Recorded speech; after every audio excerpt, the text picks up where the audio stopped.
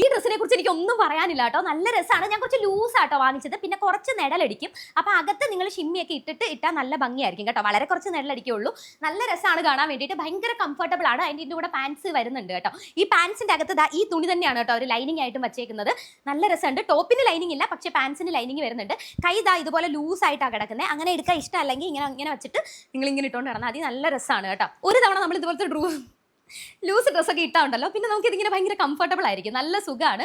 അപ്പോൾ ഇഷ്ടപ്പെട്ടവർ വാങ്ങിച്ചു നോക്കുക കേട്ടോ. ഇനി രണ്ടാമത്തെ ഡ്രസ്സ് ഇതാണ് കേട്ടോ. ഇത് അടിപൊളിയാണ്. പക്ഷേ എന്താ പ്രശ്നം എന്ന് വെച്ചാൽ ഈ ടോപ്പിന് കുറച്ച് നീളക്കുറവാണ് കേട്ടോ. അതായത് എനിക്കാണെങ്കിൽ പേഴ്സണലായിട്ട് ഇച്ചിരി താപ്പോട്ട് നീളം വരുന്നതാണ് ഇഷ്ടം. പക്ഷേ ഇതിന് നീളക്കുറവാണ്. അതുകൊണ്ട് മാത്രമാണ് എനിക്കിത് അങ്ങോട്ട് ഇഷ്ടപ്പെടാത്തത്. പിന്നെ കോളർ നമുക്കിങ്ങനെ ഫുള്ളായിട്ട് കഴുത്ത് വേണമെങ്കിൽ ഫുള്ളായിട്ട് വെക്കാം. അതല്ലെങ്കിൽ ഇതുപോലെ എൻ്റെ കൂട്ട് മടക്കി വെക്കാം. എടാ മോനെ, ഇത് ഇത്രയും അടിപൊളിയായിരിക്കും ഞാൻ വിചാരിച്ചില്ല കേട്ടോ. നീളവും വീതിയും എല്ലാം വരുന്നുണ്ട്. നല്ലൊരു കളറ്, നല്ല സുഖം.